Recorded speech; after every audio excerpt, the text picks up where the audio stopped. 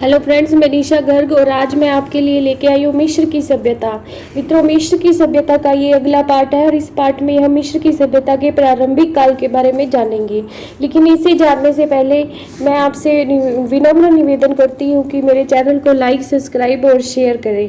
तो मित्रों, शुरू करते हैं मिस्र की सभ्यता का प्रारंभिक काल। प्रारंभिक काल के दौरान हम पढ़ते हैं कि मिस्र में जो प्रथम राजवंश था, पहला और दूसरा जो राजवंश था उसको थीमिस राजवंश के नाम से जाना जाता था। मित्रों, क्या नाम था उसका? थीमिस राजवंश। थीमिस राजवंश। ये जो थीमिस राजवंश था, इसका प्रथम राजा मैना या मैनीस था और इसने थीनिस को अपनी राजधानी बनाया।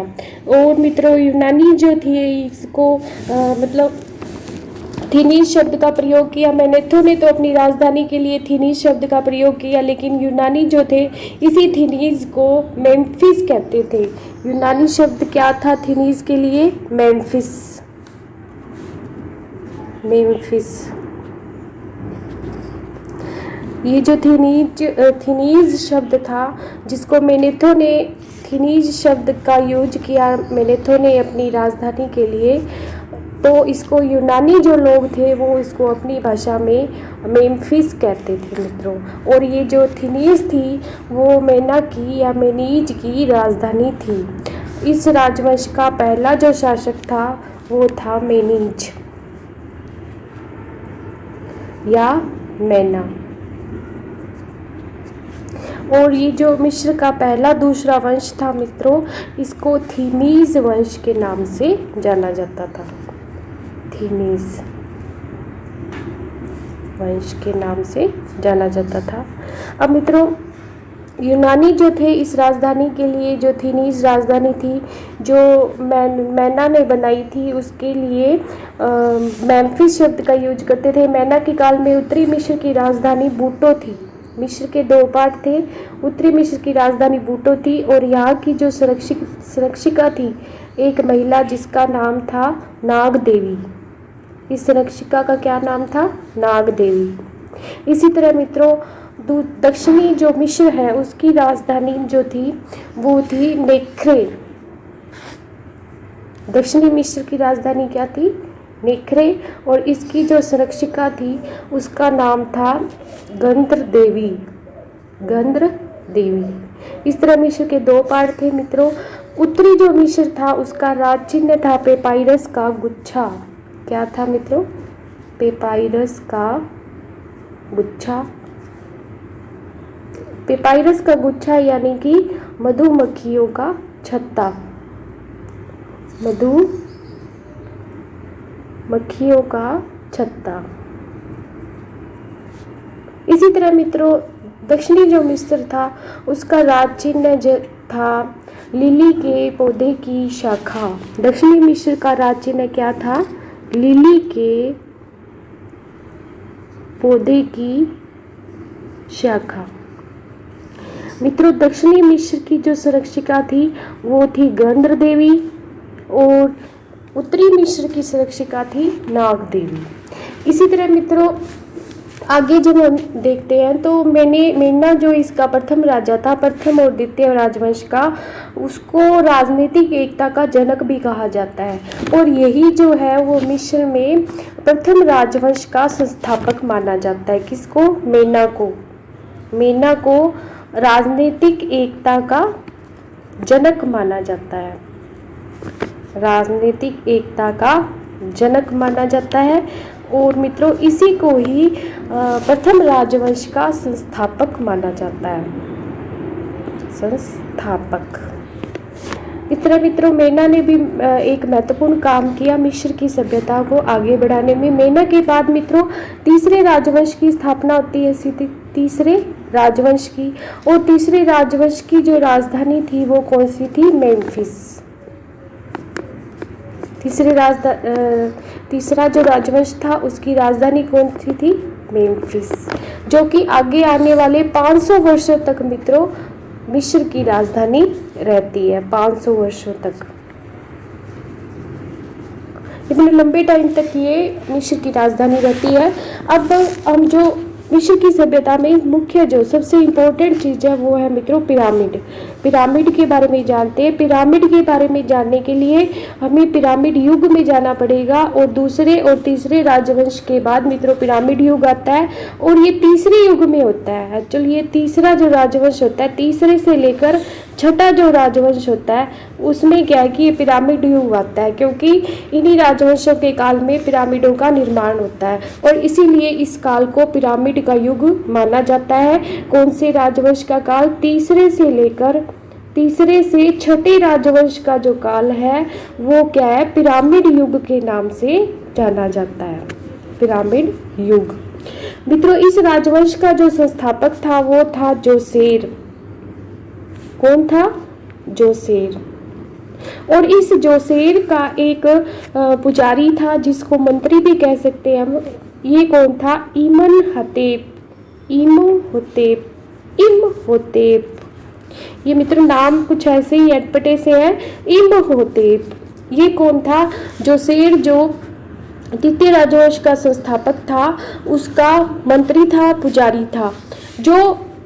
जोसेर के काल में मित्रों क्या हुआ कि पिरामिडों का निर्माण शुरू हो गया। इमनहोतेप जो कि एक पुजारी था, उसने सक्कारा नामक स्थान पर, ये मिस्र का एक स्थान है, सक्कारा नामक स्थान पर पिरामिड का निर्माण करवाया। पिरामिड का निर्माण सबसे पहले किसने करवाया? इमहोतेप ने, जो जोसेर का पुजारी था, और सक्कारा नामक स्थान पर पिरामिड का निर्माण करवाया। जोसेर के काल को, जोसेर जो कि एक राजा था, जोसेर का काल मित्रों पाषाण वास्तुकला के नाम से जाना जाता है, क्योंकि इसी के काल में ये जो पाषाण वास्तुकला है, पिरामिड का जो युग है वो शुरू हुआ था। पाषाण काल के नाम से जाना जाता है,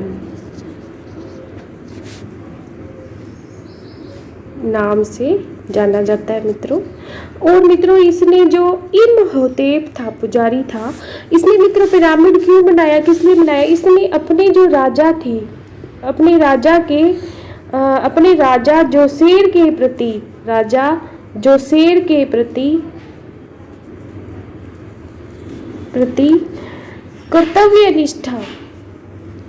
कर्तव्य निष्ठा प्रदर्शित करने के लिए इस पिरामिड का निर्माण करवाया, जो सक्कारा नामक स्थान पर था। इसके जोसेर के सम्मान में इसने पिरामिड का निर्माण करवाया, इमहोतेप ने, सक्कारा नामक स्थान पर। और जो जोसेर का काल है, इसी कारण से पाषाण काल के नाम से जाना जाता है, पाषाण वास्तुकला के नाम से जाना जाता है। जोसेर के बाद मित्रों जो राजा बनता है उसका नाम है दासूर। जोसेर के बाद कौन राजा बनता है? दासूर। ये दासूर जो है इसने और ज़्यादा पिरामिडों का निर्माण करवाया, और इसके काल में 2 पिरामिडों का निर्माण हुआ मित्रों। जोसेर के काल में तो एक पिरामिड बनाया गया, और ये जो दासूर था इसके काल में 2 पिरामिड बनाए गए। अब यहाँ से क्या है मित्रों, जोसेर के काल से पिरामिडों का निर्माण शुरू हो जाता है, और फिर आने वाले सभी शासकों ने पिरामिडों का निर्माण करवाया। तीसरे राजवंश का जो अंतिम शासक था उसका नाम था नेफ्रू। ये इम्पोर्टेंट है मित्रों, क्योंकि ये तीसरे राजवंश का अंतिम शासक था। तीसरे राजवंश का अंतिम शासक नेफ्रू था।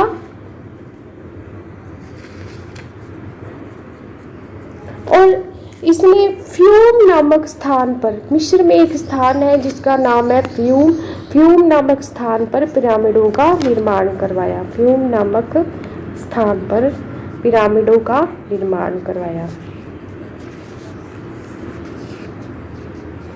पिरामिडों का निर्माण करवाया। चौथा जो राजवंश है मित्रों उसका संस्थापक था खुफरू। ये खुफरू का नाम हमारे लिए बहुत महत्वपूर्ण है।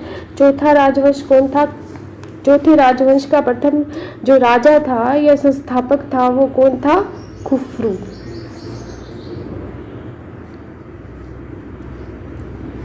चौथे राजवंश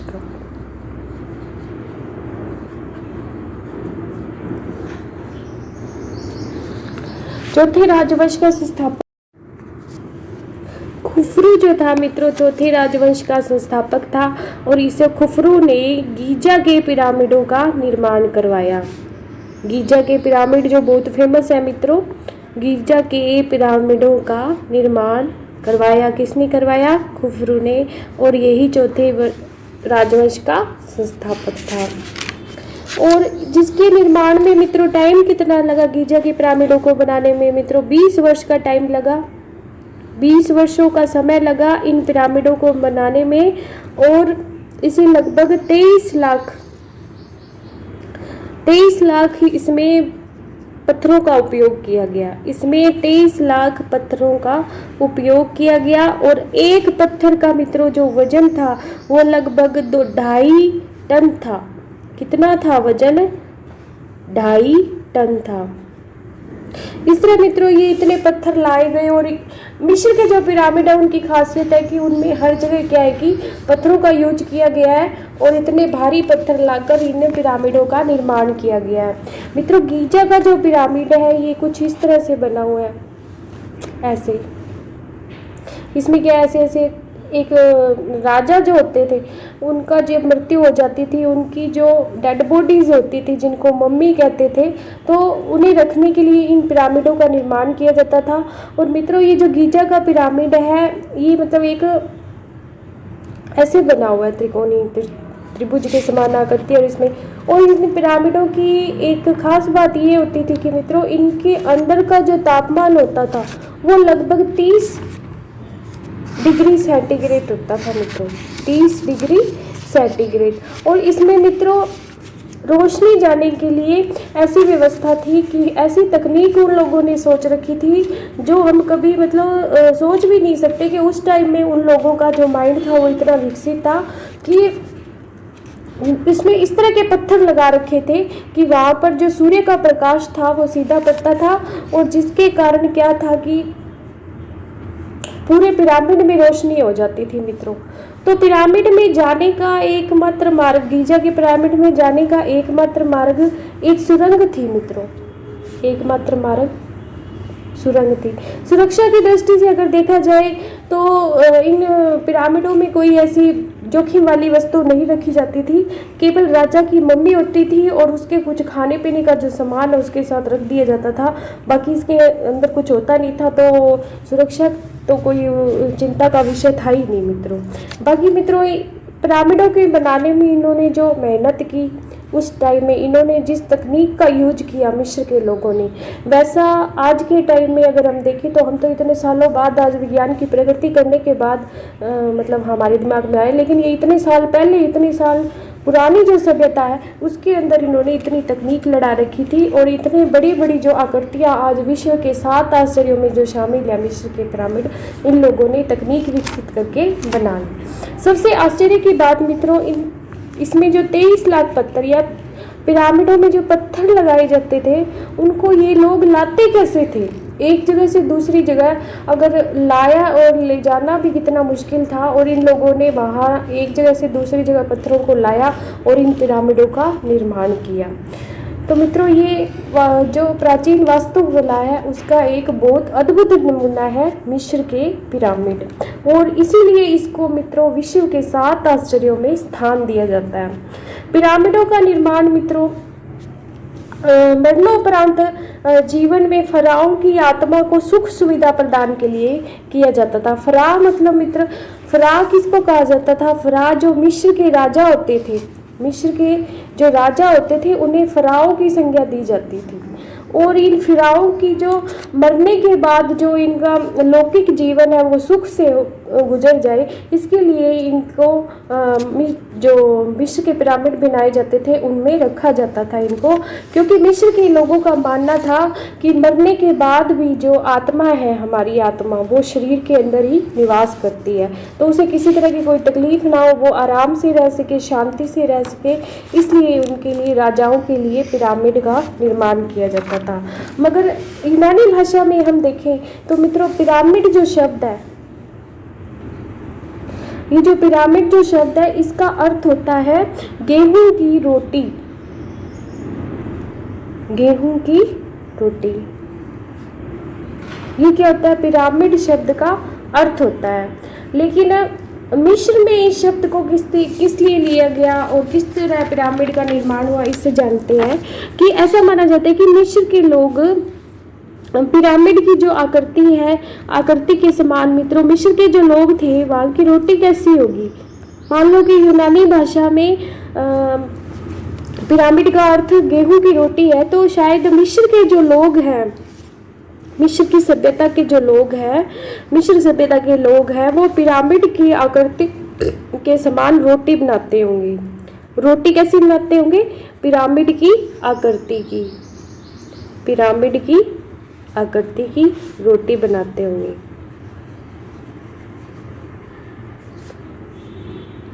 तो मित्रों रोटी जब इसका अर्थ होता है पिरामिड का, तो शायद मिस्र के जो लोग थे वो पिरामिड की आकृति की रोटी बनाते थे, और पिरामिड की शब्द की जो उत्पत्ति है वहीं से हुई है।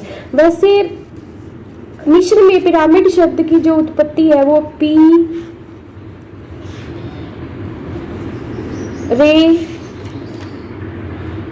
और मस इन शब्दों से मिलकर मानी गई है, जिसका अर्थ है ऊंचा या ऊंची इमारत। मिस्री भाषा में पिरामिड शब्द की जो उत्पत्ति है पिरेमस शब्द से मानी गई है, और इस शब्द का अर्थ है ऊंची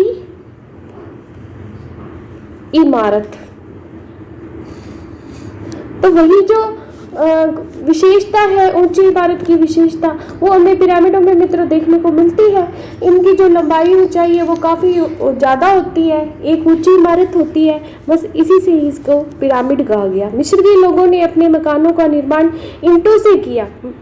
मतलब फ्रेंड्स, इन्होंने जो अपने रहने के जो मकान थे मिस्र की सभ्यता में, रहने के मकानों का निर्माण किससे किया जाता था? मिस्र में ईंटों से किया जाता था। निर्माण किया ईंटों से।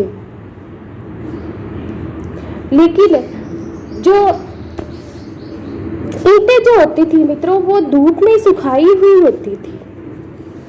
ईंटें जिनसे ये अपने मकान बनाते थे वो धूप में सुखाई जाती थी। जबकि इन्होंने जो पिरामिड थे वो किसके बनाए? पिरामिड बनाए इन्होंने पत्थरों से, बड़े बड़े पत्थर, भारी वजनी पत्थर लाकर इन्होंने इनसे पिरामिड का निर्माण किया।